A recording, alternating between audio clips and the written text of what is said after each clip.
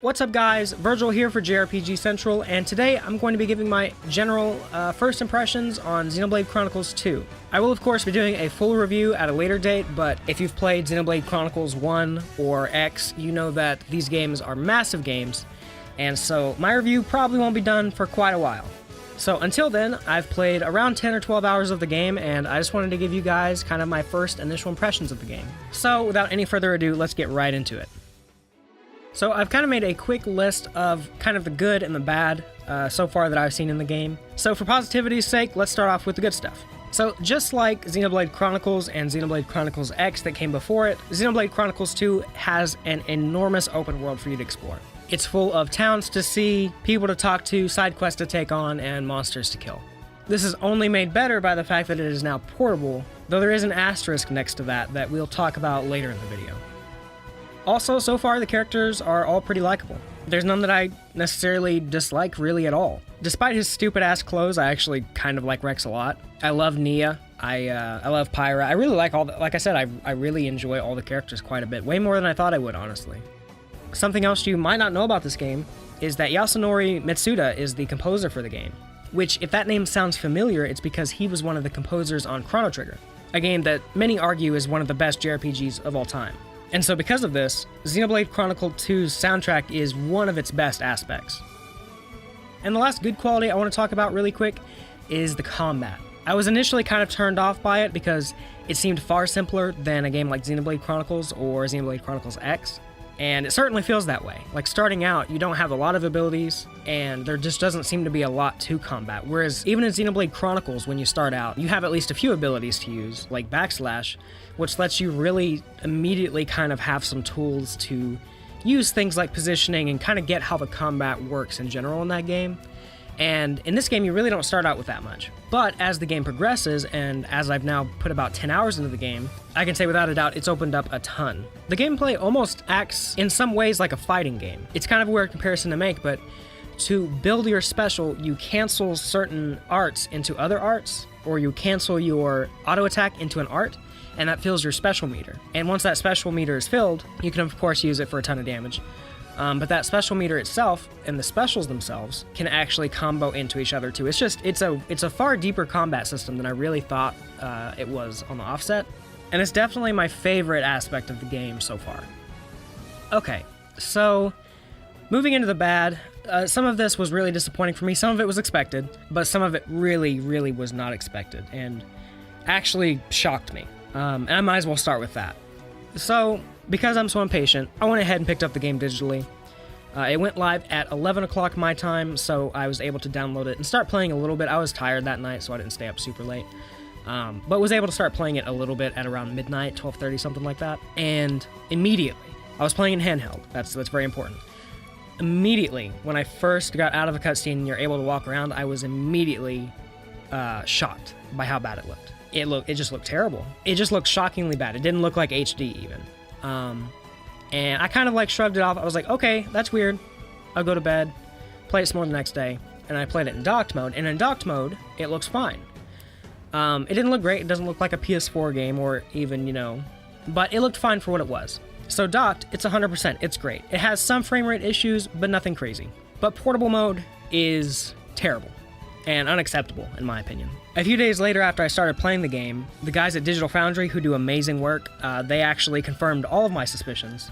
I'll link to their page in my description, and I'll be showing just a little bit of their gameplay here that they captured, but I really recommend you go check out the full video for the full effect. But basically, in docked mode, it runs at a locked 720p, which is fine. It's not the best, but for a game this huge, 720p is understandable.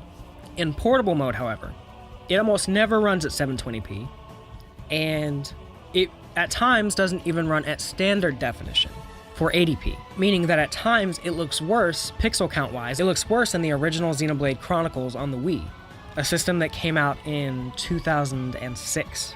So clearly there's a problem. Hopefully this is patched. I really hope it is by the time my full review comes out. But to be completely honest, I just won't really be playing this in portable mode much unless it's fixed. Obviously, I understand some difference between a docked game and a portable game, but there's just no good reason this should look this bad.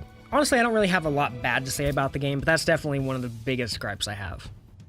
Another thing that bothers me about the game And this one was 100% expected. The English voice acting is spotty. I don't understand why in 2017 we still can't get good voice acting. There is so much talent out there of both professionals and hungry amateurs who are looking for work.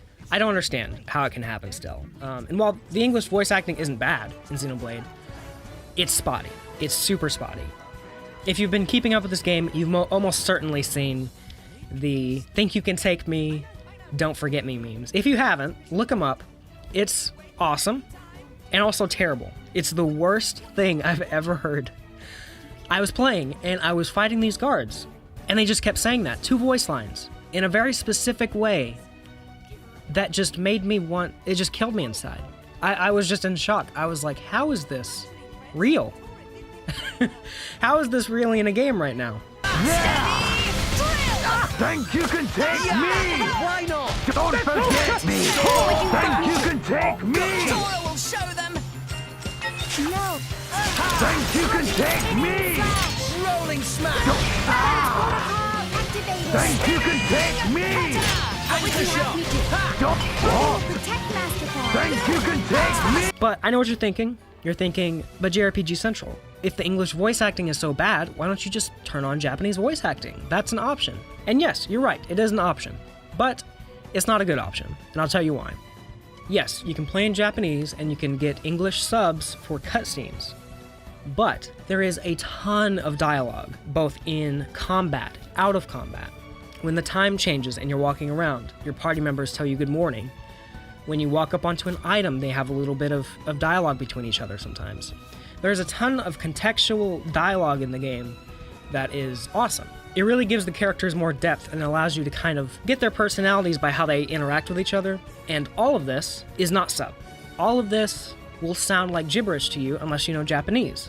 どれどれ草花は心を癒してくれますね。どれどれお魚さんって可愛いですよね。心強いお前さんのヘルメットなかなか寝心地が良いの。戦ってる時に振り落とされても文句言うなよ And so because of that, in my opinion, the English voice acting isn't really an option to me. I wish that they had put more effort into it and given you an option for cutscene subs and general subs, like a lot of games do. But that's just not an option in this game, and because of that, the Japanese voice acting isn't an option for me. But with everything said and done, there's obviously a lot more I like about the game than I dislike, and half of what I dislike can be patched, hopefully. So, early impressions are great. I'm having a great time with the game. I can't wait to play more for you guys. I'll be trying to make my review as timely as I can. As I said on the top, it's a very long game, but I will try to get it out as quickly as I possibly can for you guys. But yeah, that's pretty much it for me, guys. If you have any questions on the game, leave it in the comments down below as always. If you enjoy the video, be sure to give it a thumbs up. Anyway, thank you guys so much for watching. I hope you all have a great day, and I'll catch you guys in the next one.